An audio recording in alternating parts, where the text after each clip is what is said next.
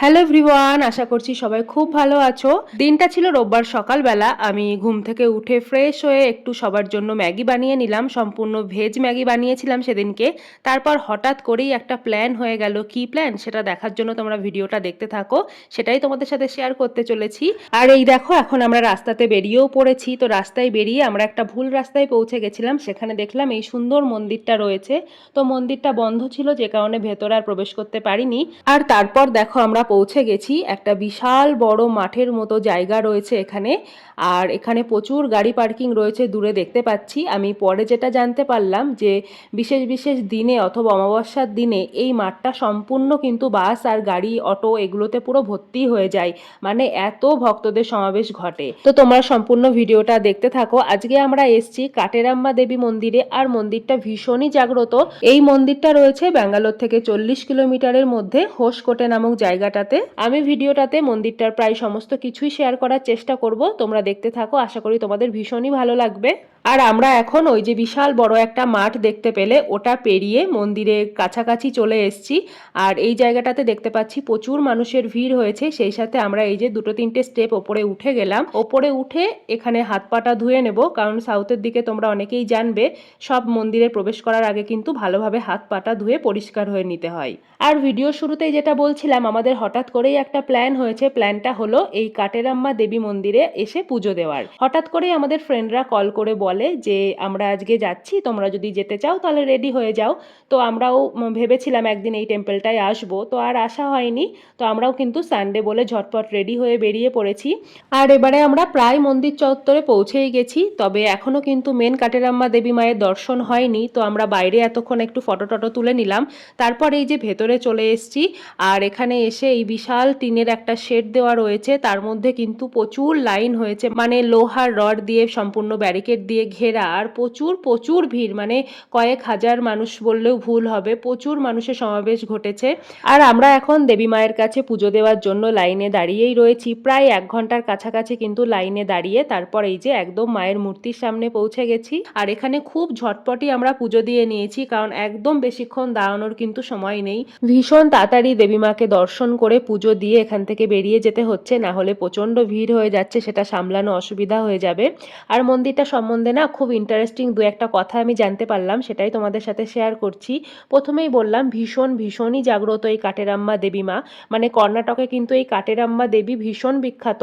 তারপর খুব ভালোভাবে দেবী মাকে দর্শন করে পুজো দিয়ে মনস্কামনা জানিয়ে যখন মন্দিরের ব্যাক সাইড দিয়ে আসছি, তখন দেখছি মন্দিরের ঠিক পেছনের দেওয়ালটায় এইভাবে সবাই 1 টাকা বা 2 টাকার কোনো একটা কয়েন আটকানোর চেষ্টা করছে। আমাদের সাথে যে বন্ধুরা গেছিল তাদের থেকে আমি জানতে পারলাম যে আমার কোনো মনস্কামনা আমি দেবী মাকে স্মরণ করে যদি একটা 1 টাকা বা 2 টাকার কয়েন ওখানে আটকানোর চেষ্টা করি এবং সেটা যদি সাকসেস হয় তাহলে সেটা আটকে যাবে, আর যদি সেটা দেবী মা পূরণ করতে না পারে তাহলে পয়সাটা পড়ে যাবে। তো এখানে প্রত্যেকেই মাকে স্মরণ করে পয়সা আটকানোর চেষ্টা করছিল, আর দেখছিলাম অনেকেরটাই আটকে যাচ্ছিল, অনেকেরটা আবার পড়েও যাচ্ছিল।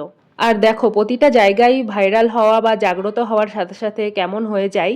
এখানে দেখতে পাচ্ছি ক্যামেরা সেট করে রিলসের মতো একটু শুটিং চলছে, মানে যেমন মেলা বা অন্যান্য জায়গায় আমরা দেখে থাকি। তো সব জায়গাতে আর কি এরকম চালু হয়ে যায়, যখন কোনো জিনিস খুব জাগ্রত হয়ে যায় তো এই এক্সট্রা জিনিসগুলো কিন্তু শুরু হতে থাকে।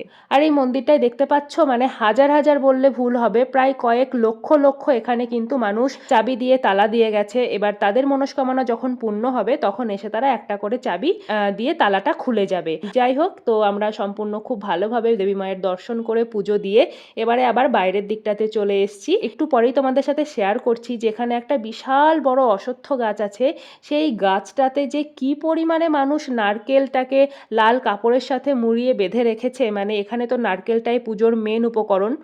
তো সেই নারকেলটা খুব শুভ মানা হয়। নারকেলটাকে একটা লাল কাপড়ের সাহায্যে ওই দেখো ওই গাছটাতে মানে একদম ভর্তি হয়ে গেছে, বলছি না কয়েক লক্ষ লক্ষ, মানে ওই রকমভাবে নারকেল বাঁধা, দেখতে এত সুন্দর লাগছিল, ভীষণ ভালো লাগছিল। আর তারপর এখানে বাচ্চা থেকে বড় সবারই নজর দোষ কাটানোর একটা ব্যবস্থা আছে, আর শুনলাম এটা নাকি ভীষণ কাজেরও, মানে খুব ভালোই কাজ দেয়। 30 টাকা করে নিচ্ছিল এক একজনার। আর তারপর আমরা চলে এসেছি এই বিশাল গাছটার কাছে, সম্পূর্ণ গাছটাকে 3বার প্রদক্ষিণ করলাম। আরও আমি জানতে পারলাম যে যাদের হয়তো সন্তান হচ্ছে না বা জমি বাড়ি নিয়ে কোনো সমস্যায় ভুগছেন বা নিজেদের যে কোনো সমস্যা অসুখ বিসুখ যেটাই হোক না কেন সবাই এসে মায়ের কাছে জানান, আর সেটা নাকি মা ঠিক করে দেয়। আর এখানে দেখতে পাচ্ছ কত মেডিসিনের প্যাকেট আরও অনেক কিছু এখানে রেখে দিয়ে গেছে, মায়ের কাছে উৎসর্গ করে দিয়ে গেছে, যাতে তাদের সেই শরীর খারাপগুলো কমে যায়, মা ঠিক করে দেন, এই বিশ্বাস নিয়েই কিন্তু রেখেছে। ওই যে বলে না, বিশ্বাসে মেলাই বস্তু তর্কে বহুদূর, তো ব্যাপারটা ঠিক সেরকমই। বিশ্বাস করলে আশা করি সবই ঠিক হয়ে যায়, আর না বিশ্বাস করলে কিছুই করার থাকে না। সাউথের একটা মুভি আছে, মুভিটার নাম সালার। যারা যারা সালার মুভিটা দেখেছো তারা জেনে থাকবে, মুভিটাতে কাটেরাম্মা দেবী মায়ের যে মহিমা সেটা খুব সুন্দরভাবে দেখানো হয়েছে। তো যাই হোক, তারপর আমরা খুব ভালোভাবে পুজো দেওয়ার পর মন্দির চত্বর থেকে বেরিয়ে সবাই মিলে একটু মিষ্টি প্রসাদ খেয়ে নিলাম। মানে বাইরের দিকে দিলখুশ বা প্যারা এই ধরনের প্রসাদ বিক্রি হচ্ছিল, তো সেগুলোই আমরা সবাই খেলাম। আর তারপর একটু ডেলি বাড়িতে পুজো করার ফুল নিয়ে নিলাম, খুব সস্তায় দেখলাম ওখানে ফুলটা পাওয়া যাচ্ছে। আর এবারে আমরা বাড়ির উদ্দেশ্যে রওনা দেওয়ার আগে মন্দিরটা থেকে প্রায় 15 মিনিটের মধ্যেই এই বাড়িটাতে আমার হাজবেন্ড কিন্তু প্রায় 10 বছর আগে রেন্টে থাকতো। ওর কোম্পানির এখানে একটা প্রজেক্ট চলছিল, সেই প্রজেক্টটার কাজ করার জন্য কিন্তু ওরা এখানে রেন্টে থাকতো। আর 10 বছর আগে আমাদের রেজিস্ট্রি হয়েছিল, আর তখন তো আমি ফোনে অনেক কথা বলতাম, তো সেই কারণে আমিও বললাম না চলো একবার দেখে আসি, তুমি তখন কোথায় থাকতে, কোথায় থেকে তোমার সাথে আমার কথা হতো, একবার যখন এখানে এসছি তো দেখেই যাই। তোমাদের সাথে শেয়ার করলাম যে দোতলা বাড়িটা রয়েছে, ওই ওপরের ঘরগুলো সম্পূর্ণ ভাড়া দেওয়া থাকে, ওখানেই হাজবেন্ড আরও ওর বন্ধুরা মিলে কিন্তু থাকতো। তারপর সেই বাড়ির আঙ্কেল আন্টিদের সাথে অনেক কথাবার্তা হলো, ওরাও অবাক হয়ে গেছে যে এতদিন পরে দেখা হচ্ছে, সেই সাথে আবার বিয়ে হয়ে গেছে, তাদের বাচ্চাও হয়ে গেছে। তো যাই হোক, ওই বাড়ির আঙ্কেল আন্টিরা তো আমাদের সাথে আরও গল্প করতে চাইছিল, সময় কাটাতে চাইছিল, তবে আমি যেমন ভাষাও পারছি না, সেই সাথে আমাদেরকে বেরিয়েও আসতে হবে। তো তারপর আমরা ওখান থেকে বেরিয়ে যাওয়ার পথেতেই এই অ্যাম্বে ভ্যালি সিটি বলে একটা প্রজেক্ট আছে এখানে, তো সেখানেই চলে এসেছি জাস্ট একটু ঘুরতে আর দেখতে এসেছি। হাজবেন্ডের অনেক মেমোরিও এখানে রয়েছে, তো সেই কারণে একটু আমাদের ঘোরাতে নিয়ে এসছে।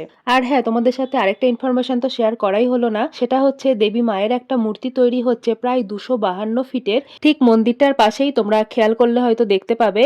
আর ওই মূর্তিটা হয়ে গেলে কিন্তু জাস্ট অসাধারণ লাগবে দেখতে। তবে যারা ব্যাঙ্গালোরের আশেপাশে আছো, যদি আমার ভিডিওটা দেখে থাকো, অবশ্যই তোমরা একবার এই টেম্পলটা ভিজিট করতে পারো, আশা করছি ভীষণই ভালো লাগবে। তো এখানে আমরা বেশ কিছু ফটোশ্যুট করছিলাম, আর এখানে বাচ্চা পার্টিগুলোও ভীষণ আনন্দ মজা করছিল। তারপর সবাই মিলে অনেক অনেক ফটো তুললাম, অনেক গল্প হলো, মজা হলো। আর বছরের প্রথম রবিবার আমাদের এইভাবেই সুন্দরভাবে কাটলো। তো বছরের প্রথম রবিবার জানুয়ারি মাসের 4 তারিখে আমাদের এইভাবে খুব সুন্দরভাবে সবাই মিলে দিনটা কাটলো। আশা করছি তোমাদেরও প্রতিটা দিন খুব ভালো কাটুক। তো তাহলে চলো, আজকের ভিডিওটা এইটুকুই, তোমাদের সাথে দেখা হচ্ছে আবার পরের ভিডিওতে। তোমরা সবাই ভালো থেকো, সুস্থ থেকো, আর আমার চ্যানেলের সাথে থাকো। টাটা।